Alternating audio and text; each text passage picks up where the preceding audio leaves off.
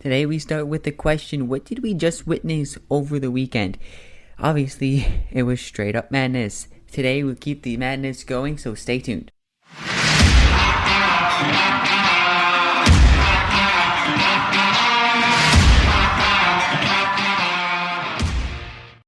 I guess I'll get to the point quickly today. Day 2 of every platform you listen to is talking about the ending of the Super Bowl. How it ended, or was it holding or not. But in the show, I'm going to take a different route on the ending of Super Bowl 57. But first, I'm going to give you my take on if I honestly thought this was holding or not. Obviously, to me, the flag should not have been thrown. It was a half and half call for me. Obviously, it looks like holding, but I don't think there was enough there to call holding. And to me, that just in itself, the flag should have never been thrown. And in that case, you let the players play in that particular moment. Honestly, if you're going to throw a flag that you know it's going to potentially risk the ending of the game and give one team basically a straight up victory, because that's what technically the referees did. They just handed the Chiefs the victory. They threw the flag.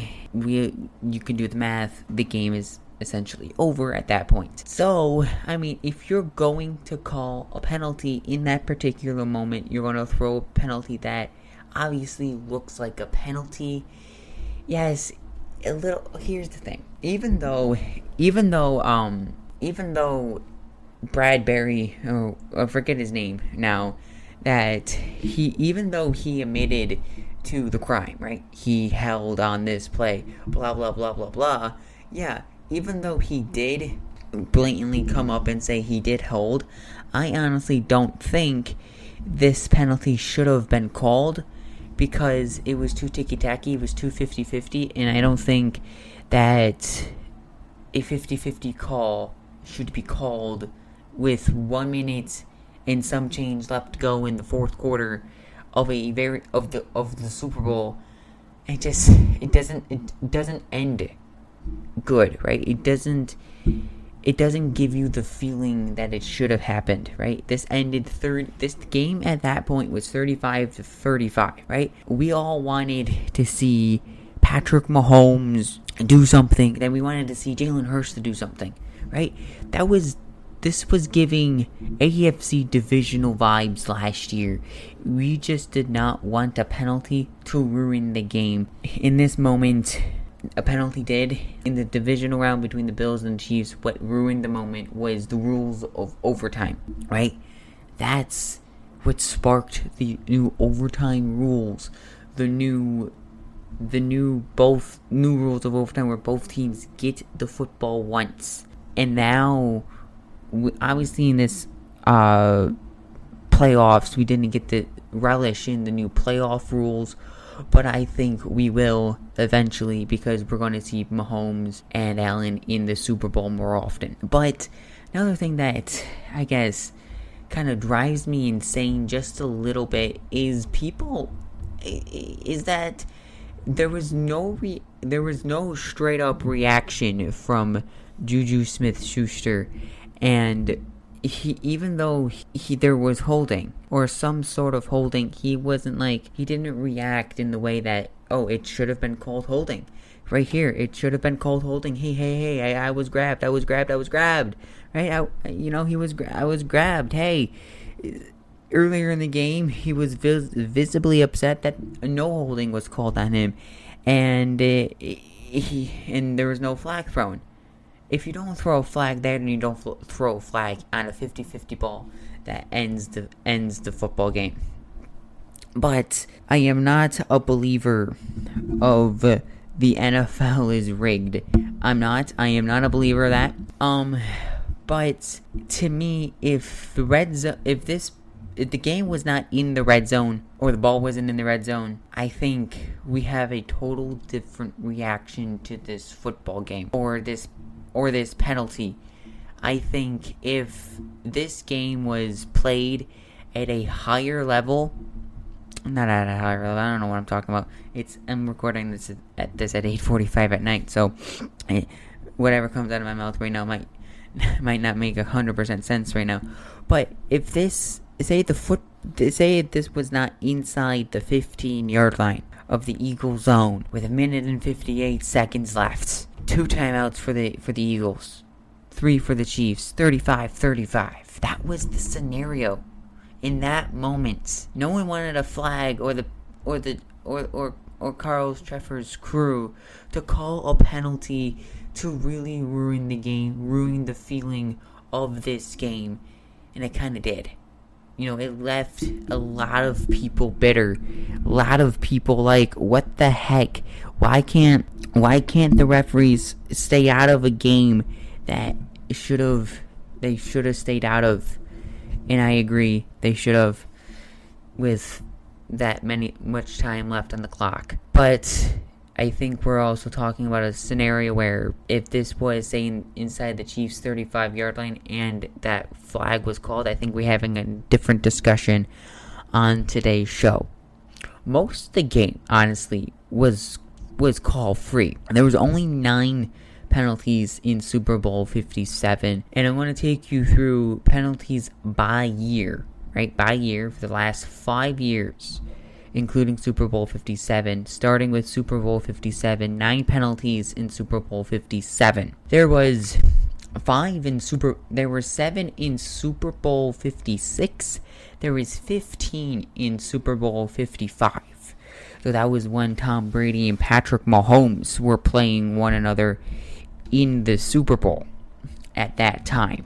That was Patrick Mahomes versus Tom Brady, and Tom Brady completely annihilated Patrick Mahomes. In Super Bowl 54, the year before that, Jimmy Garoppolo versus the Kansas City Chiefs and Patrick Mahomes, 9 were called in Super Bowl 54. 14 were called in Super Bowl 53. You have to go back to Super Bowl 33 when a team had 0 penalties in the Super Bowl, which was the Atlanta Falcons when they were facing John Elway's Denver Broncos. The first team to have 0 penalties in this game, in the Super Bowl, was Miami in Super Bowl 6. So you have to go back to 1999, where one team was held without penalties. Then if you're going to say the NFL was rigged, I can't take that, because I think I think there's no valid reason for you to say the NFL is rigged at any point, right?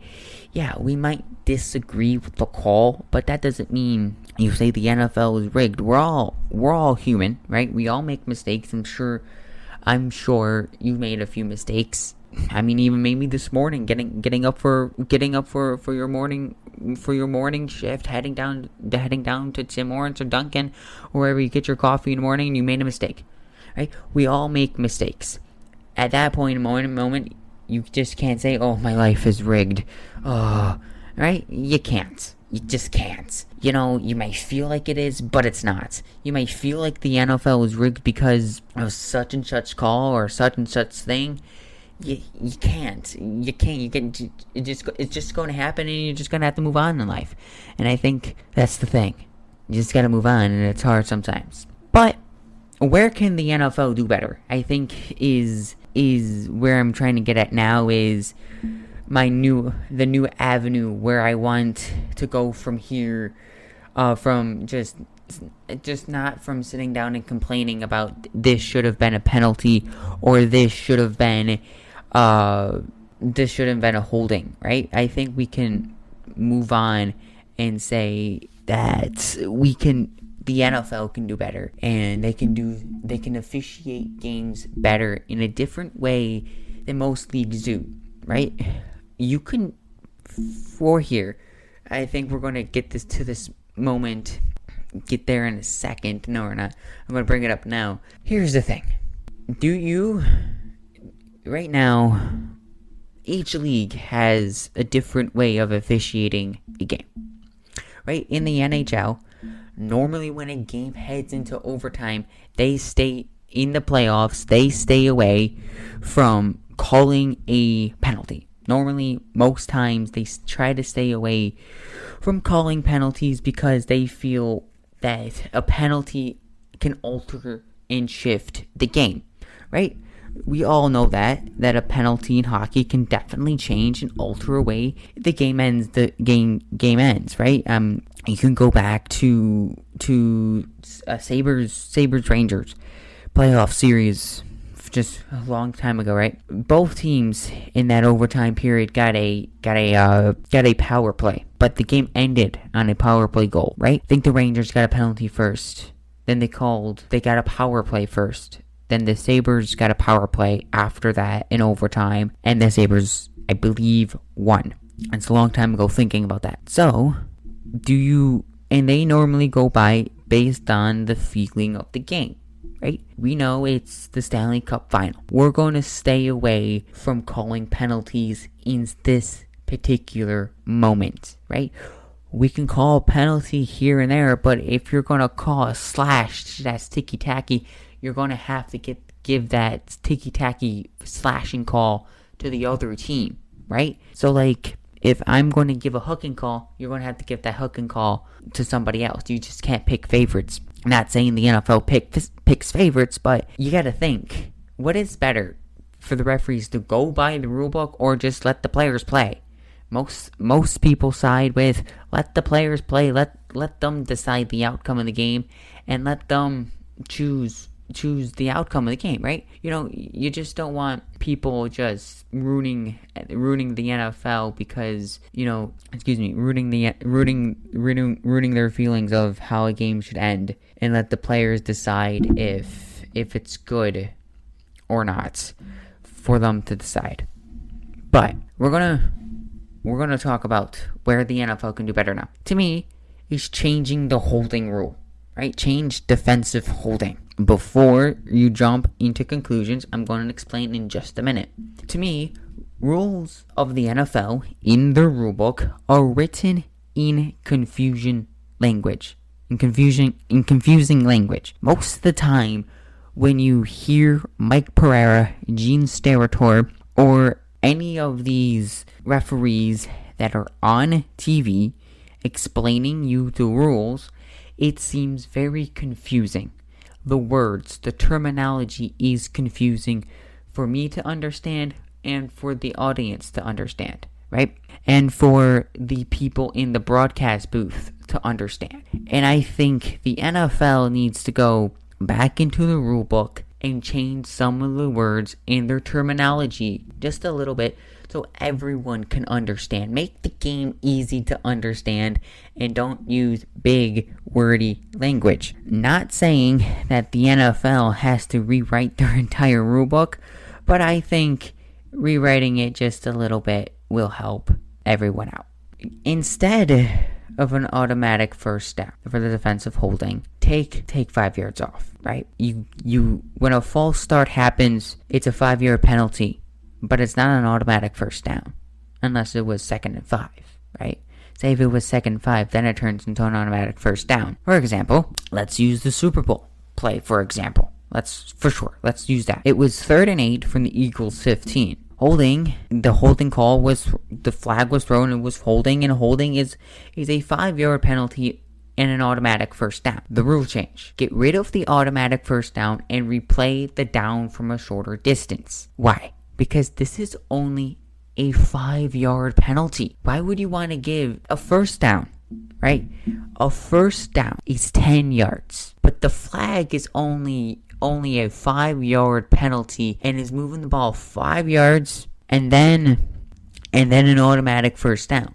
So that means the team that is the recipient of the penalty, and not the recipient, the team that has been flagged for the penalty, the other team gets an automatic first down plus 5. But when a false start, I don't know why I use false start, but when a neutral zone infraction happens, or even a offsides happen, it's just a 5-yard penalty.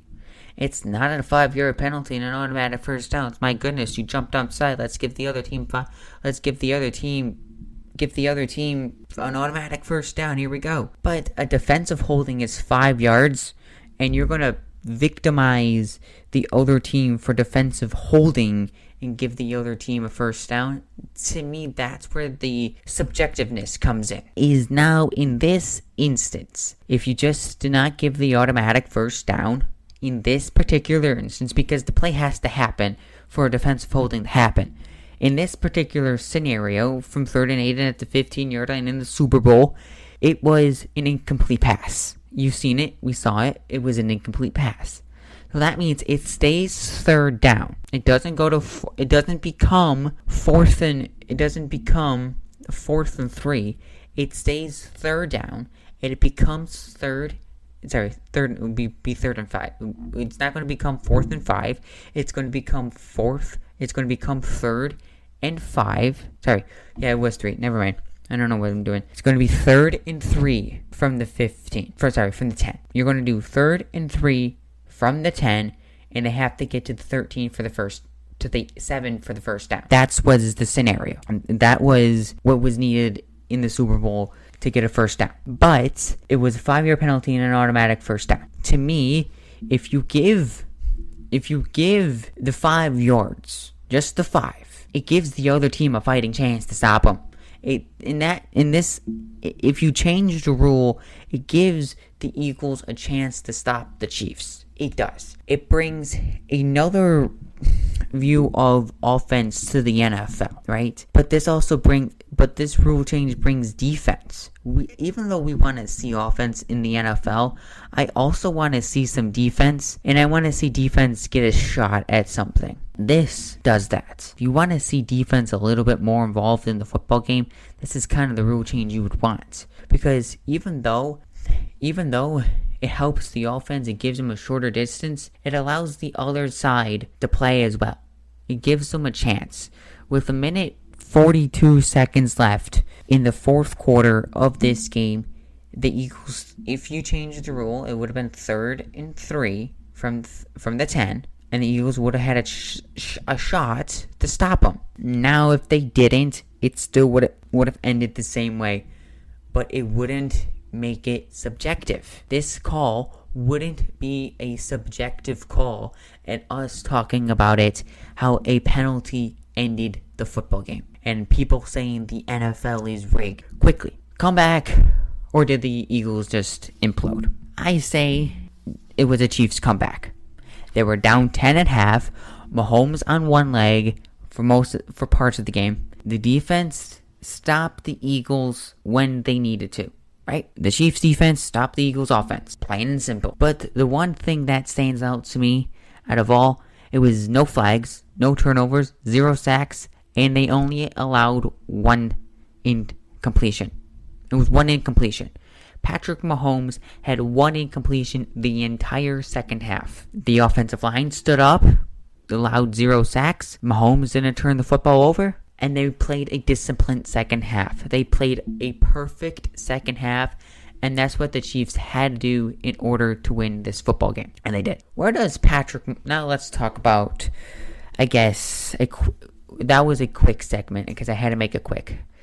But in the last little minutes, we're going to have some extra minutes here because the other episodes were shortened a bit, so we have some breathing room to take this topic in.